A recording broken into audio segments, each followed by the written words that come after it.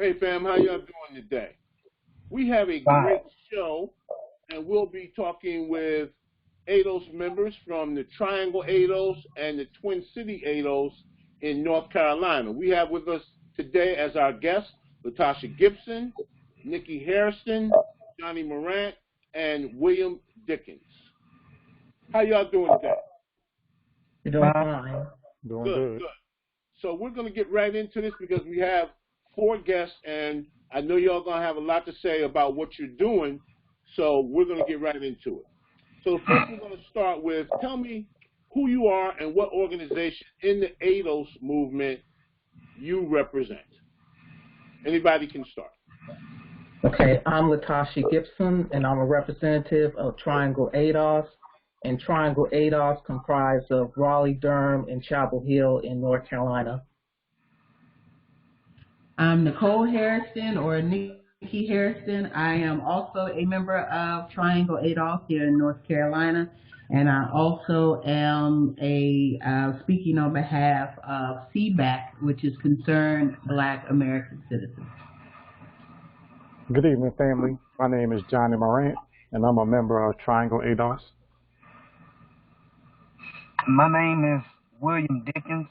I'm a member of the Twin City ADOS. Okay. So, tell me, folks, what inspired you, ladies and gentlemen, to join the ADOS movement? Well, for me, starting off, I'm about 2 generations removed from slavery, believe it or not. My great-grandfather was a slave, and my grandfather was a sharecropper, and my parents, they're first-generation college students. So for me, right now, where I am in my life, this will be my 3rd career transition, and this is despite me having about 3 STEM degrees, with the highest being a PhD. And technically, I learned from diversity manager of department over at Penn State with my EME, or Energy Mineral Engineering program, that I was actually the 2nd ADOS, or Native Born Black American, to graduate from that program. So, you know, although I'm confident in my prospects for being able to transition to business consulting, I still don't feel like I'm where I need to be. And the reality is, you know, I'm still a Black female in a white dominant field for engineering, and I'm trying to transition into this profession that's still cutthroat. So for me, it only makes sense to try to earn an MBA and use my energy research as leverage, because the reality is when you're Black and American, you have to have that extra something to differentiate yourself from other employees. And now that I'm in my 40s, I have the strike of age fighting against me. And the reason why I tell my story is that a lot of baby boomers and strivers, they romanticize being the 1st or 2nd to attain a position, graduate from a department, or be in a business.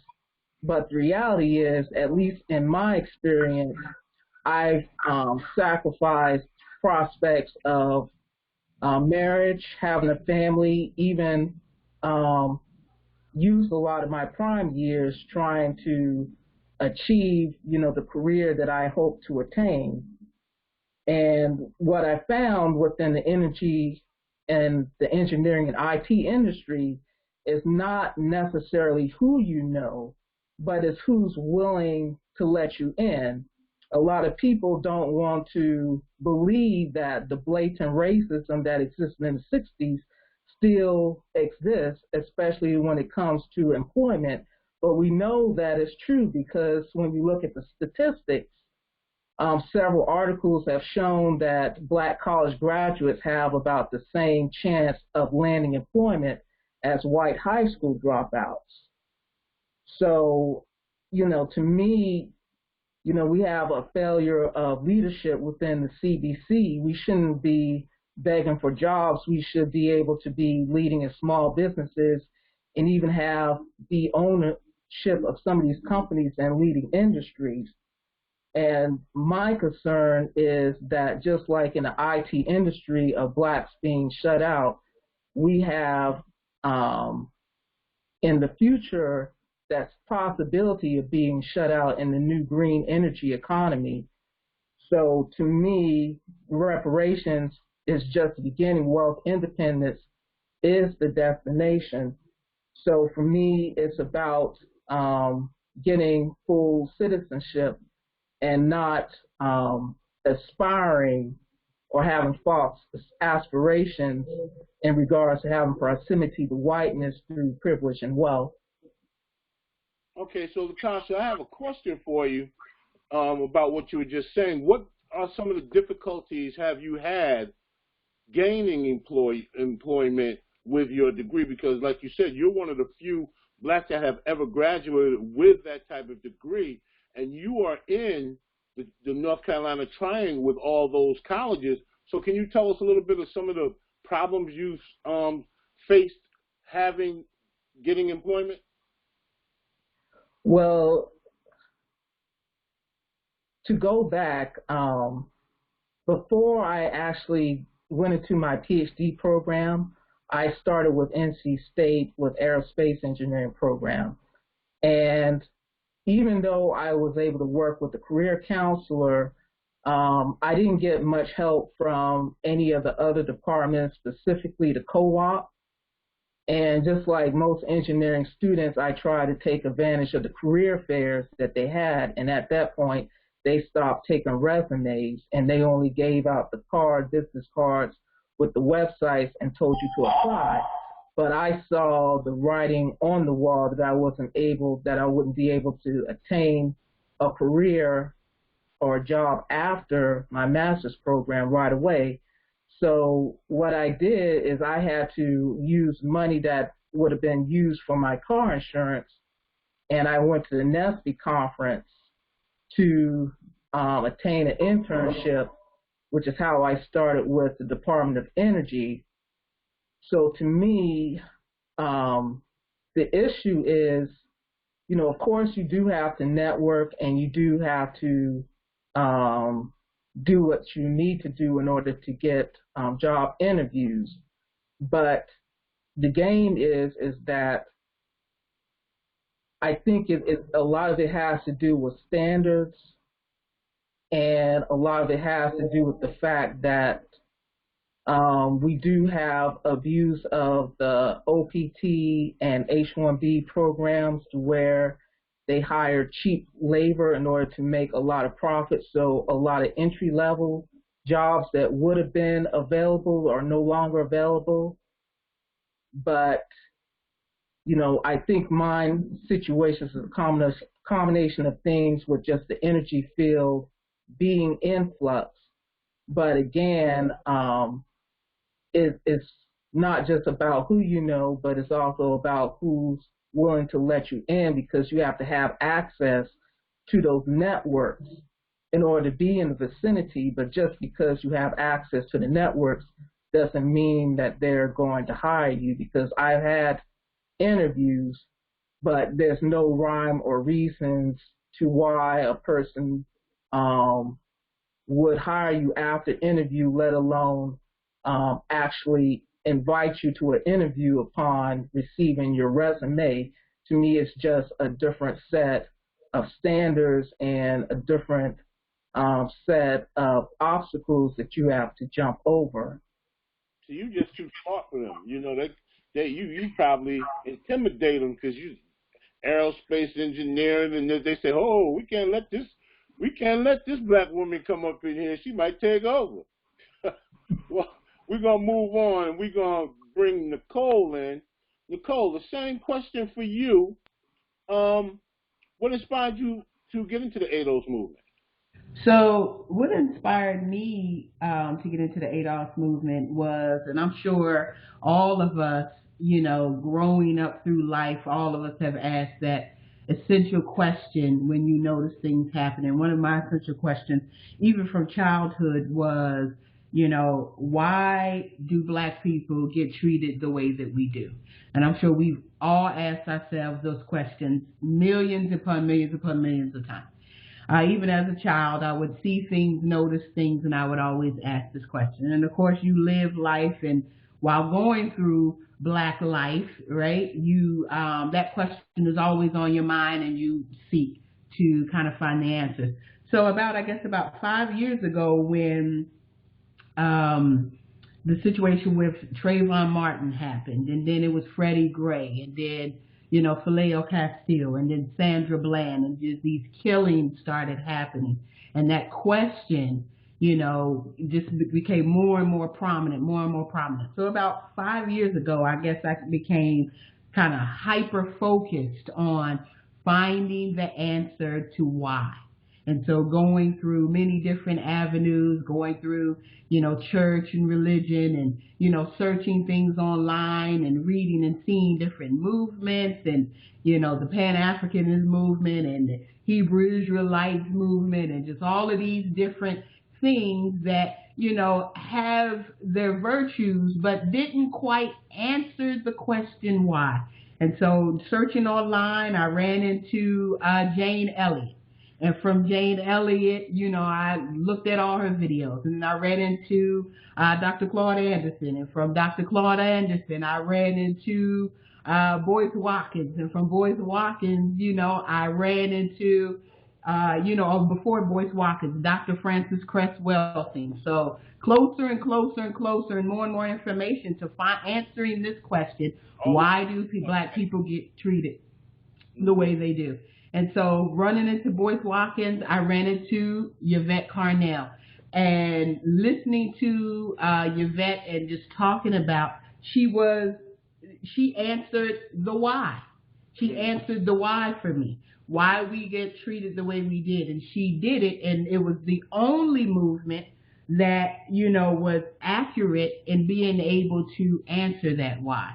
And she had data and research and information to go along with the why. And so when I found the answer to that why, that's what inspired me to, kind of woke up the sleeping giant and inspired me to join the ADOS movement.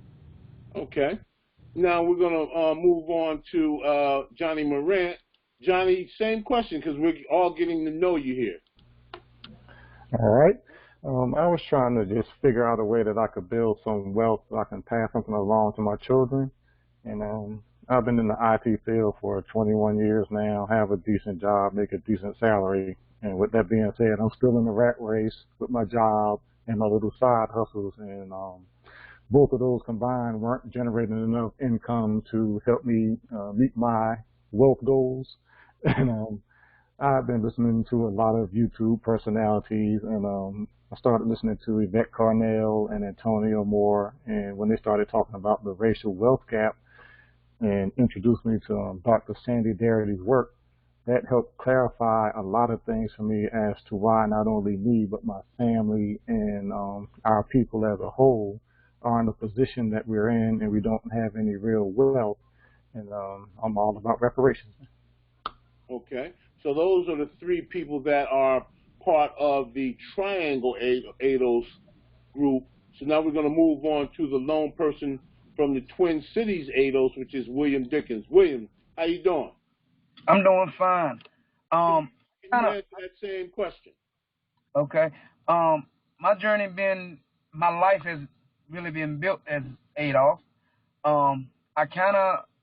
When I started this journey because of my granddaddy life and my dad life. My granddaddy was a sharecropper, and so was my father. Now, my father, when he became into the sharecropping, his story was that he was in the second grade, and the white man that his daddy was sharecropping for, his son was going off to college.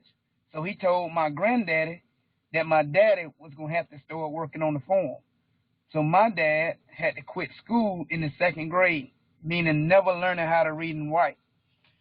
So being that he never learned how to read and write, I was cursed before I was ever thought about because of this unjust system called America has been on black men and women.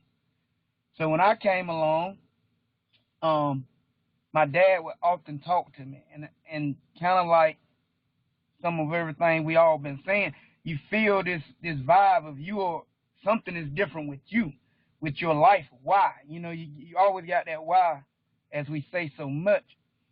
And so my journey through ADOS was a little different. I actually started in Rocky Mount, having meetings. Well, when I stumbled upon, I always had a passion for my people, and I'm very competitive. So my life, when I see that everywhere I would go, my people was always in the worst condition, and it always made me say, I'm going to do something to help my group be in a better place. So back to my dad, when not only did I have a granddad and a dad that sharecropping pretty much destroyed them having wealth, but me myself, I went down a road of, because of not having his wealth, I ended up going to prison. So my dad's life got ripped away from him, and also my life got ripped away because of these crime bills like that Joe Biden been so determined to build it. So many people want to take it as, when we say this man is the architect of crime bills, that these bills ain't affecting black men and women. It is. I was affected by this when I was 17 years old. So, and I lost 9 years of my life to these crime bills because of not having wealth. I broke the law. If I'd have had the wealth that my classmates at the time had that was white, I wouldn't have been breaking the law to try to get money. So so my journey to ADOS, when I found ADOS Yvette Cornell online, I was like, kind of like everybody here, this is the why, you know. So that's what got me into ADOS. Okay. So, you know, everybody has different stories, but similar stories. And it's all behind how we've been all shut out of getting what Yvette calls whiteness in America, or access to whiteness in America, you know. Absolutely. So, and she always constantly talks about that. Now, for a long time, pre-October of 2019, we were basically a grassroots organization that would get on and listen to the videos or the live broadcast of Yvette. And at that time, when Antonio was coming on Friday nights. But when I went to the conference, and I don't know if any of you went to the conference because I didn't get to meet any of you there, but what she encourages is that we go home and create these chapters, which we have done. So all of these different chapters throughout the country is something that has started in less than 6 months, and it's still growing, and the influence is happening in these individual states. So would one of you since we have 2 chapters in North Carolina, will one of you tell me the origins behind the chapter in Triangle, and then William, tell me the origins about the chapter in Twin Cities? Okay, well, Triangle ADOS was actually an offshoot from NC ADOS. So NC ADOS, we had our first meeting in February of that past year, and we actually did a couple of initiatives, 40 days of prayer, and also canvassing for Juneteenth. Triangle ADOS actually was started by me, Don, and Johnny between the month of August and September. And so since then, we had about 2 town halls. We had about 4 meetups. interest meetings, and we also canvassed with MLK Day. So that was the origins of Triangle ADOS. Okay. Well, William, can you tell us about yours? Well, pretty much, you're probably gonna hear me say a lot. My life has been ADOS. So Hey, once right again, ahead. not having much stability. So I was down in Rocky Mount at first doing ADOS meetings down there. I'm a contractor. I was a contractor at the time, so I kind of move around as the contracts moved around. So I was in Rocky Mount, but then that contract ran out, and I ended up moving up to Raleigh, where I met up with some of these people on the phone at a meeting in Triangle. Then I got another job where I ended up in Twin City, which is Winston-Salem. So, and once I came here in February, so I just got here in February. So, and I started talking to guys at the barber shop. So, and I had set up a meeting, but they, as you know, they shut down the barber shop. So I kind of been dealing with my neighbors and talking with people like that. So nothing major yet, but gonna work forward to getting things major. Okay. So Twin Cities is actually Winston-Salem. Winston-Salem, North Carolina. Yep. Okay. And Latasha, Triangle consists of what? This Raleigh, Durham, and Chapel Hill in North Carolina, cities basically around the Research Triangle Park. Okay. Okay, now, describe the petition and the proposal you have. That was how I got to meet you guys, through this petition and proposal that you have. And while you're doing that, I'll try to pull it up so that our viewers can take a look at it. Go right ahead. Talk Okay. about it. Okay, so the proposal is actually formulated by CBAC, Concerned Black American Citizens, and is co-sponsored by us, Triangle ADOS, Twin City ADOS, and we've also had collaboration with ADOS New England, ADOS Connecticut, ADOS Columbus, Friends of ADOS TV, and I believe Articles of ADOS.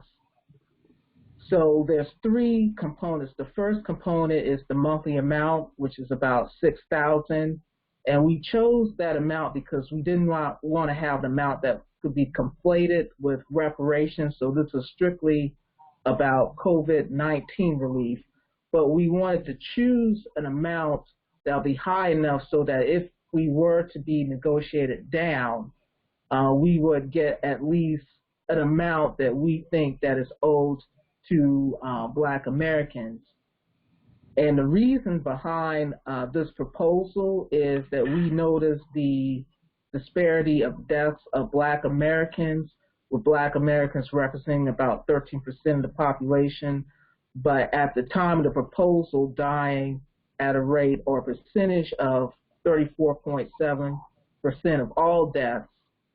And we noted the reasons behind that was pretty much overrepresentation in service-related work that's now essential jobs, and also environmental racism. And if anyone doesn't know what environmental racism is, that's the combination of redlining and racism, where redlining is denying people access to capital in the form of mortgage, which leads to underinvestment and decrease in the land properties. So when those land properties are decreased, it makes it profitable for companies that have polluting elements like waste incinerators to locate nearby.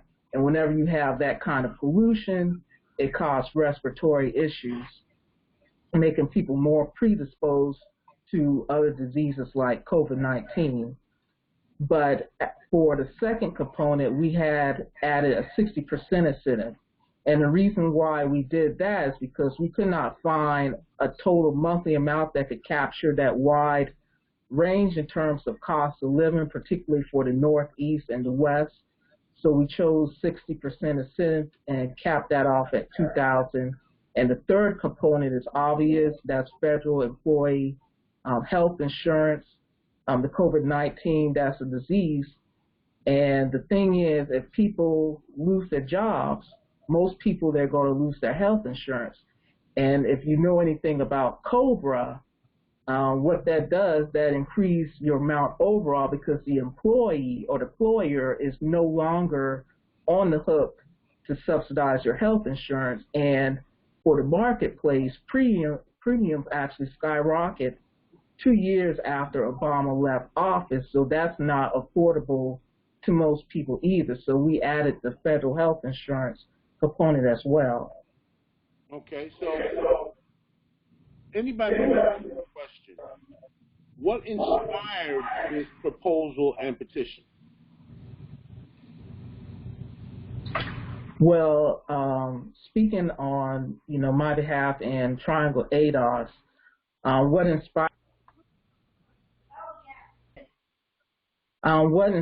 this petition is the fact that finally the Congressional Black Caucus and others, they started realizing the high percentage of Black Americans' deaths. But instead of looking at the root causes, they've been on a media campaign to blame people based on behaviors such as eating, so-called smoking and drinking.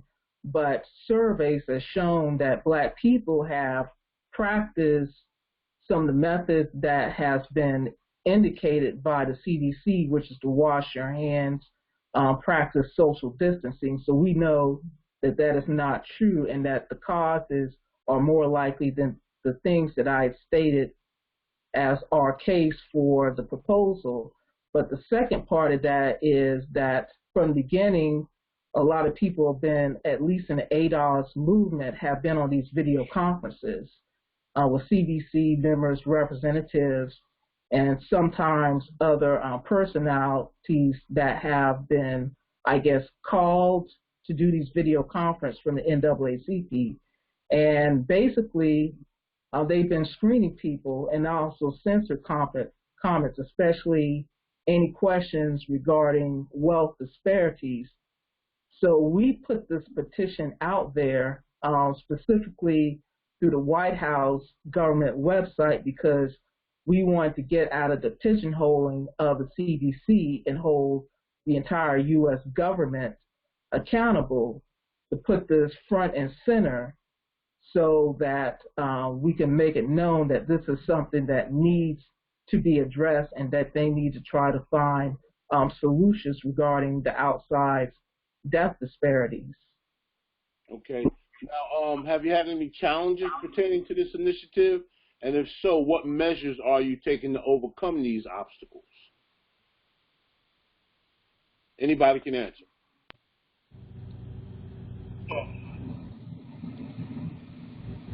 Go ahead, Johnny. All right, I'll start with the name of the White House petition. It's Phase 4 Emergency COVID-19 Relief for Black Americans. And we've had some issues where people were unable to access the site through the link that was provided through the White House petition website. And we think that may be a form of suppression. We've also had people that have signed the petition, received their email verification, and then when they go back to look at the site itself, the number hasn't changed. The number that verifies that you've actually signed the petition, that number hadn't changed. So we saw a lot of that as well. And we had people that actually came back and showed us that they got their email verification for signing on to the petition. And another issue I'm sad to say that we may be seeing as well is a lack of engagement. And given all of the information that we know of the effects of COVID-19 on our community, this shouldn't be the case. This when particular petition. What do you specifically mean? Is we don't have any way to, well, basically just not having enough people go to the site and click on it, sign it, and to get the numbers up, because this petition requires 100,000 signatures for it to be addressed by the president. So and you have to have it done in a month's time. So So you how much only time have, is left, and how many signatures do you have right now? we have until June 4th. And right now we have approximately 380 signatures, I think. Okay, so that was one of the impetuses of me having you guys come on, so I could get your show out in my local area on radio in Philadelphia area, and then to put this out there on YouTube and whatever other formats so that people can understand that. You know, so Yeah. if possible, how can people get the information from you guys of where to go to put their signature on the line? Well, actually, we had posted the petition on all 3 social media platforms, Facebook, Twitter, as well as Instagram. We do have our website, triangleados.com, so people can go there, or they can send an email at rtpadosinfo@gmail.com. Say that again a little bit slower. So our email is RTP, so that stands for Research Triangle Park, ADOS, info@gmail.com. And if they want to go to our website, that's triangleados.com. And doing so, what's your Facebook page name? Your name on Facebook? It's Triangle ADOS. Okay, so they can go to Triangle ADOS online at Right. Facebook, and it'll be there, and they can automatically download it and sign it. What's the process? So for the White House petition, you do have to set an account, but that's only for your first name, your last name, and your email address. Once you set up an account, you'll get an email for verification. And once you click on that link for verification, you have your account and you can sign the petition. So there is a verification process, but that process shouldn't take very long. Okay. Now, aside from signing the petition, what is your call to action, and how can everyone help in this initiative? And this is a question for anybody that'd like to answer it. And if all of you have something to say about that part, go right ahead. Who can you go first?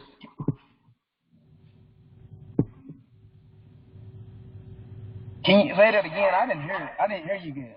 I was saying, aside from signing the petition, what is your call to action, and how can everyone help with this initiative? Well, for me, I think they can help with this initiative by reaching out to family members, people they work with, and present it to them, and let them say, listen, this is even other races. I don't care if they white, Hispanic, Mexican. I feel the way I feel is that if I can help you, you can help me. If my group is being killed by the police, is being pinned to the bottom, we dying at the highest numbers of the COVID-19. If you're a true friend, whether you white or not, you should be signing this petition too. And if you ain't, you basically saying to me, you don't care, my life don't matter. Okay. Now, one of the things that I'd like to bring up, and you can have any view that you have, because I know we all have different viewpoints on all kind of different issues. But as you know, George Floyd was killed recently up in Minneapolis, Minnesota. What's your feelings on that? Because, you know, every time one of our brothers or sisters get killed, it seems like they put that person on trial before the actual perpetrator gets sometimes indicted. So they want to have some sort of viewpoint for America to see about the person that was killed and try to take the focus off of the killer. What is your viewpoints on those type things? Well, mine, I mean, my viewpoint is for too long, to me, Black America has been bamboozled, had, duped, if you want to say, to me, of holding people accountable. One thing I think a lot when I look at the videos and they showing the protest. When I watch this protest, I oftentimes think, how many of those black people out there that politically are not educated, that know that that white person that's throwing rocks with you or streaming with you right now also is the same person that are voting for policies that keeps you in that position. See, me personally, that's why I keep saying we're gonna have to change our mindset on the way we see things. And when I say change it, I mean we're gonna have to really look at ourselves and say, how can this person really be helping me if my group continues to be killed by the police, continuously starved out by the economy, job loss, more black men in prison than all women in the world. So I was just telling somebody the other day, I said, no black person out there, the first thing when you ask a black person out there, if you talk like I'm talking right now, they're going to look at me and say, well, they white and they out here with me, so that means they all are not like that. And I say, I beg the difference. You just don't know enough to know that they are. And I don't even think white people even understand. The police that killed that man, people going to say he racist. But you are just like that police that's sitting there with his knee on that man's neck. If you go down to when it's time to vote, and you got two people in front of you that's saying, I'm not going to do nothing for ADOS, people of American descendants of slaves, you might as well take your you might as well take your knee and put it on my neck, because that's what you just did. When you cast a vote for Joe Biden or you cast a vote for Trump, and they just told you that I ain't going to help black people, matter of fact, we're going to keep killing them. You done the same thing that you want to say that police did. And it's time that we start telling people exactly that you are evil. And I don't want you to feel comfortable around me. I'm not going to let you feel comfortable around me. I'm going to hold you accountable, because you are. If my suffering ain't enough for you to say, this is not right, and I'm going to show it with my vote, your words falls on deaf ears when you say, oh, it's wrong, and I don't see no color. Basically saying, you don't see me dying. Okay. Nicole, what are your feelings on this? My thoughts are just a lot like William's thoughts. For us, we know, and we kind of had this conversation earlier today when we talked about when people made. This is why ADOS is so important. This is why ADOS to get black people politically educated and to understand that the only thing that is going to change our situation is through policy. Policy is the only thing. We've done everything else that we can do. And I had a conversation with somebody on Facebook who is also a good friend, and they had said something about prayer. And she put the scripture on there, Habakkuk, and, how long, oh Lord. And I told her, I said, you know what? I've done that too. For many years, I've done that too. I said, but the Bible also says that faith without works is dead. I said, and so therefore, you keep your praying, and how about you get to action? And the only thing, I said, even Dr. King, because everybody likes to quote Dr. King, I said, even Dr. King understood that when he took action and he went against the system and he made the system accountable, was only when there was change. And the only way it's going to change is through policy. And that's why the ADOS movement is so important, and why we all are so inspired by it. And we all want to take action, because that's the only thing that's, the only thing that's gonna change. And we have to, um, we have to hold people accountable, and we have to be quick to. And I say this, me and my husband say this all the time. I am no longer in the business of making white people feel comfortable about their white supremacy. I'm no longer in the business of doing that. And so I don't really care. Like, how dare you continue to have the expectation for me to diminish myself to make you feel comfortable about what you're doing. The problem isn't that we need to recognize or we need to adjust ourselves. No, you need to adjust yourself, because that's where the issue is. And this is why ADOS is so important. Okay, I want to go to Johnny real quick. Now, Johnny, I want you to answer that question, the same question if possible, but I want to add a little caveat to it. Because what I'm seeing as, Yvette and Antonio, they talk about the decadent veil of our entertainers or the bourgeois class of blacks. When I do my research for different things, I like to go and research from different formats and platforms and things like that.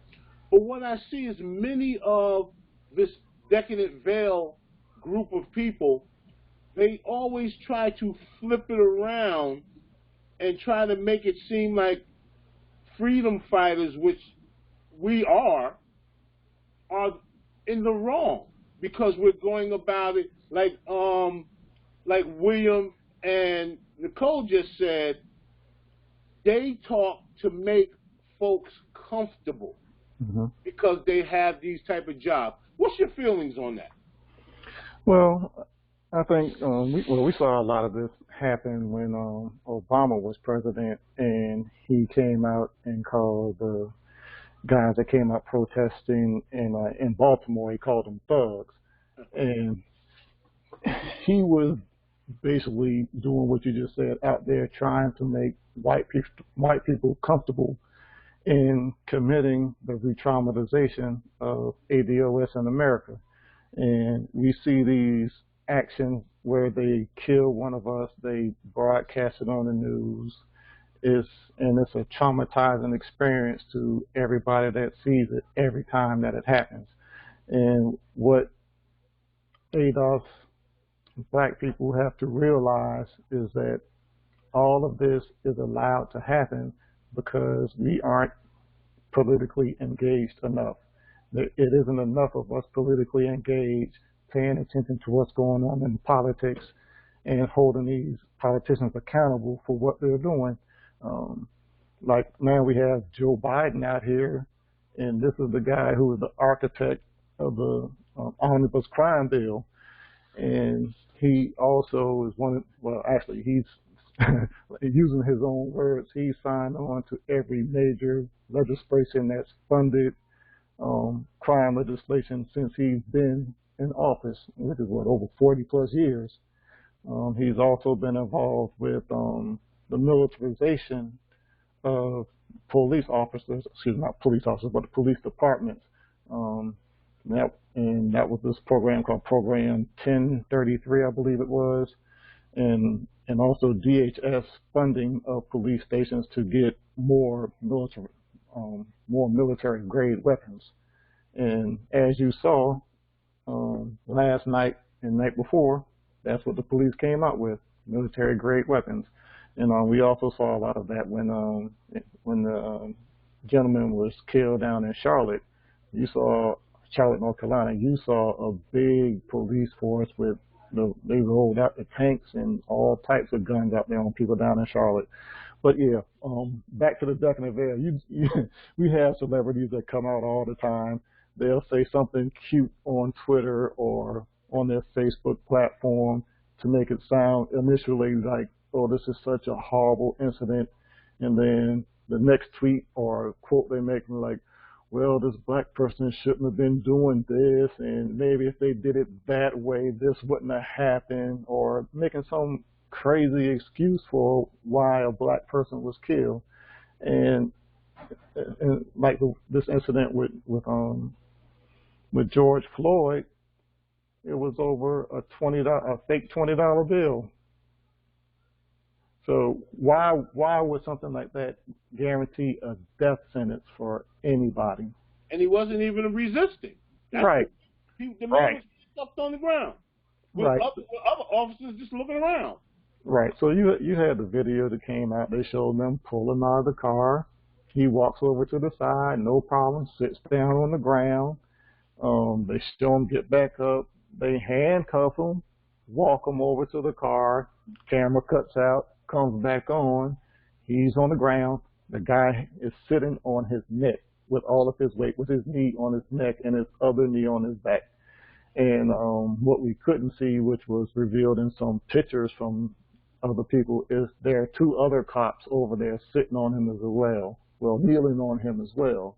So you have the weight of 3 grown men on you, and one with all of his weight on your neck. And for people to try to excuse a blatant murder like that it's totally inexcusable for anyone, and we shouldn't let anybody off the hook that does try to explain something like this. Yep. So, it's just ridiculous that this continues to go on and on and on. But Latasha, we'll let you sum up this little segment here.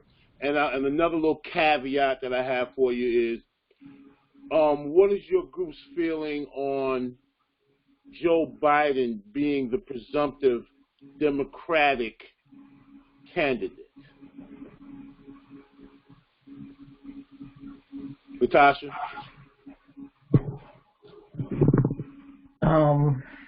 Regarding Joe Biden, well, I'll just start off by saying I think the fact that we've tried to recycle Hillary Clinton and Joe Biden after Obama's presidency just shows the failure of Obama's presidency.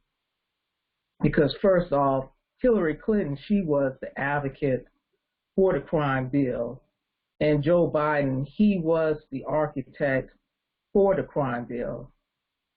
And I don't know the reasoning, because with Trump's election, he was elected through what I think they call it the Pied Piper methodology. They chose him because they thought he would be the worst possible candidate, and so that would have eased Hillary Clinton into the office. And that backfired. And you think that the DNC and the Democrat Party would have learned their lessons from that, but they've been on this media campaign to promote Russian Gate to no avail. And with Joe Biden, I don't know how to sum up his campaign, because he doesn't have anything redeemable in my eyes. And I'm not just talking about his participation with the crime bill. He's going into cognitive decline. So he's not even, to me, he's not even ready for prime time, or is even qualified to be president just based on that standard.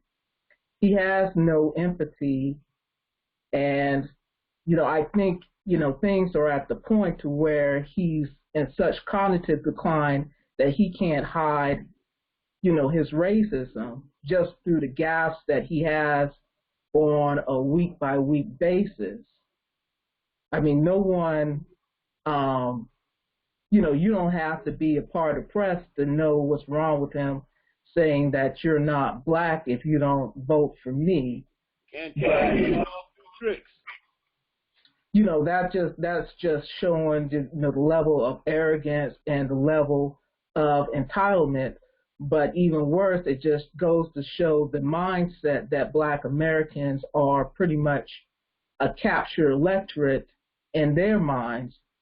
So, what we have to do when we do the work on the ground, we have to change, the atmosphere, just like we have to make it uncomfortable for white people regarding white supremacy, we have to make it uncomfortable for both Democrats and Republicans and change the atmosphere so that they don't feel that same sense of entitlement. Okay. Now, William, I really hadn't known you until Latasha introduced me to you, but she said you had a compelling story. Would you like to share that with us?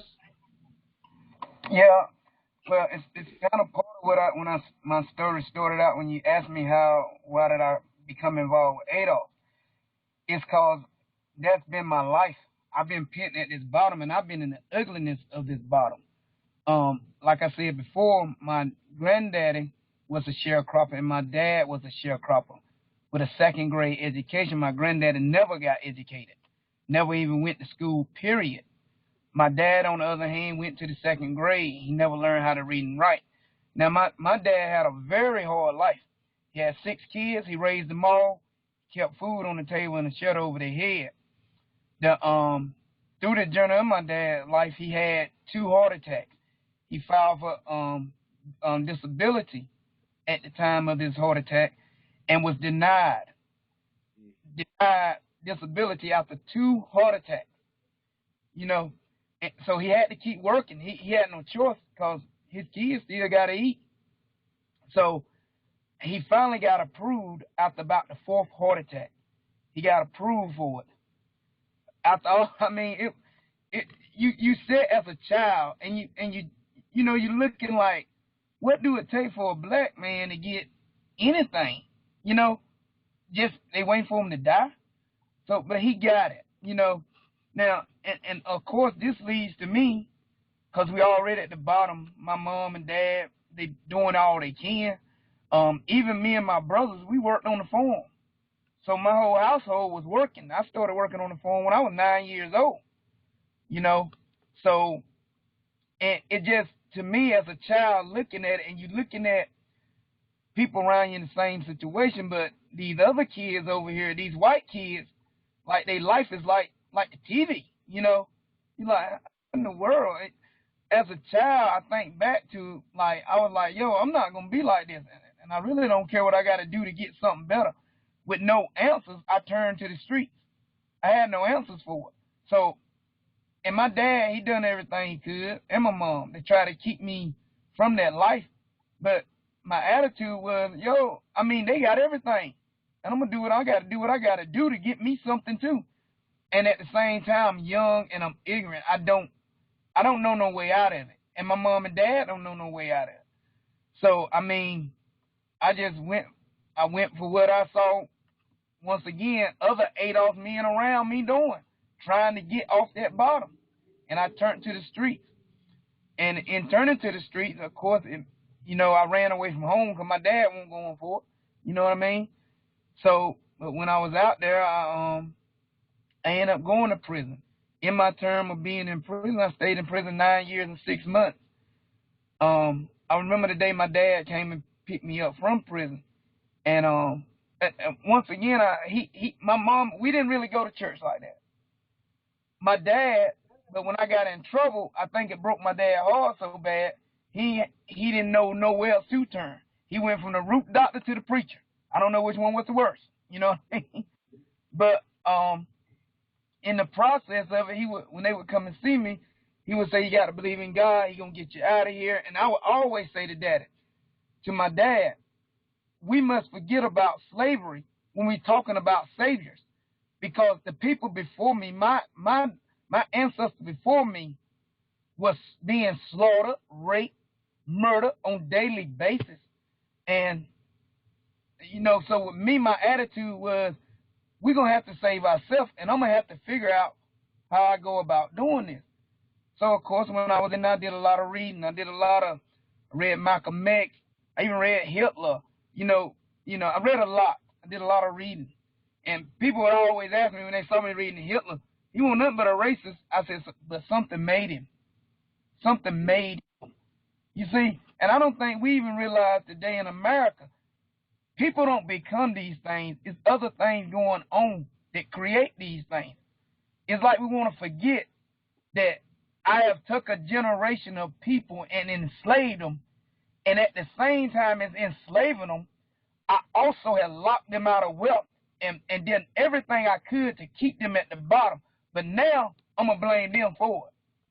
So with that being said, once I got out of prison, my dad, he tried to, once again, but what you gonna do? I had to go back to working on a farm, making $7 an hour.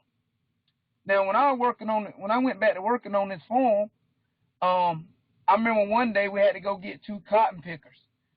And when we got these John Deere cotton pickers, brand new cotton pickers, they spent $600,000 that day for those cotton pickers.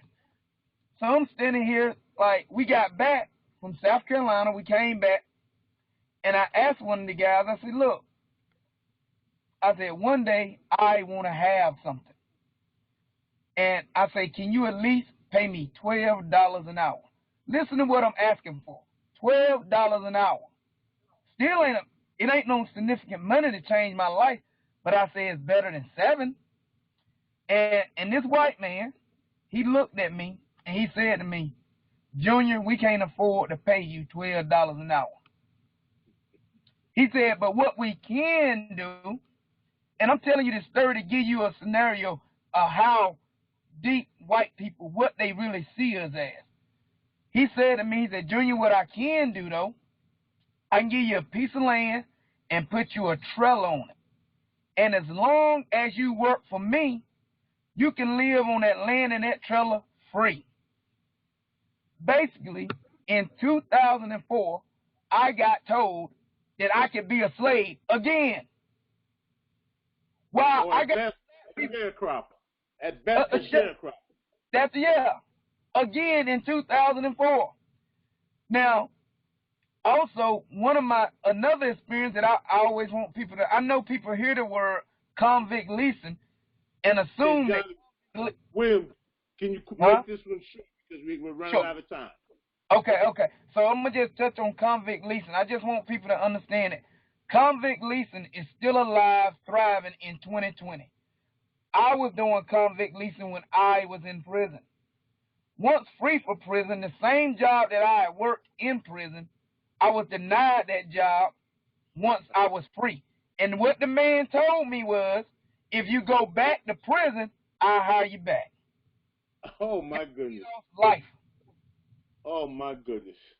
Well, you know what? Those both were great stories. And you know what? I'm not that surprised by that story because I'm sure we can pick people all across this country that's Black American descendants of slavery, and they can have their own stories. But as time has passed, I know this was real. I have to get you guys back because there's a lot of information coming out, and there's a whole lot of more questions I would like to have for you. But regarding the COVID-19 crisis or anything else related to the ADOS movement, what other information do you folks want to give to our viewers and listeners? All right, this is Johnny. All right, the CARES Act provides unemployment benefits for those who don't qualify for state unemployment insurance. So they have 3 programs that are available. One is the PUA, that's Pandemic Unemployment Assistance. Another one is Pandemic Unemployment Compensation, PUC. And the third one is Pandemic Emergency Unemployment Compensation. The Pandemic Unemployment Assistance it offers emergency unemployment assistance to workers who've either exhausted their state unemployment benefits or who don't have regular state unemployment insurance benefits. The PUC, or Pandemic Unemployment Compensation, provides the extra $600 a week to regular unemployment insurance and pandemic unemployment assurance recipients. And this is effective until July 31st, 2020. And also with the Pandemic Emergency Unemployment Compensation, individuals can receive an additional 13 weeks of unemployment benefits. And this is only after they've exhausted their state benefits and the individual is still actively searching for work. And this One of the national... other caveats, yes, this is a national program and it's available to everyone in every state.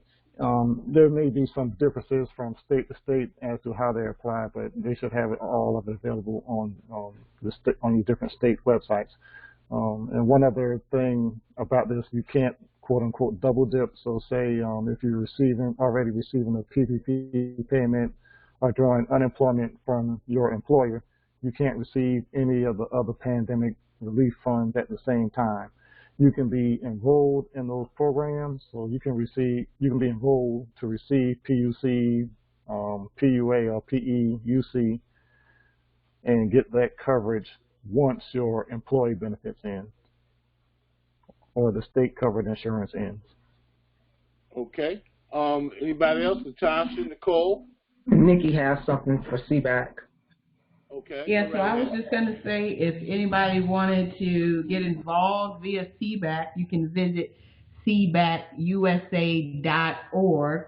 CBAC is a coalition of interest groups, ADOS interest groups and chapters that kind of come together. It's non-member, it's non-partisan, and you get together to do different initiatives to advance the cause of reparations in the Black agenda.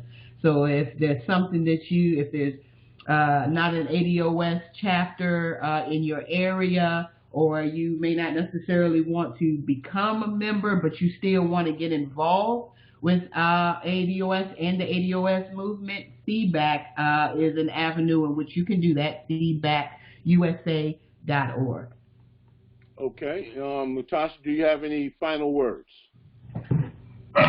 Yeah, just for more information with the proposal, again, they can go to our website, triangleados.com, or they can send an email to rtpadosinfo@gmail.com, and we're on all social media platforms like Facebook, Instagram, and Twitter. So we have the information for the proposal if people want to find out more information on the proposal and petition before making the decision to sign. And if you agree with the proposal, please do try to get at least 5 to 10 people in your inner circle to sign and have them for the petition as well. But I do want to reiterate something that Johnny did bring up. The White House petition is only good up until June the 4th. So when that happens, we do ask people to look for the change.org petition, and that information is on our Facebook site as well. Okay. So, family, I'd like to thank you all for coming on tonight's show. Latasha Gibson, Nikki Hairston, Johnny Moran, and William Dickens. And thank you folks out there for tuning in to the Turning Lights On radio show. Everyone have a good evening. You too. Turning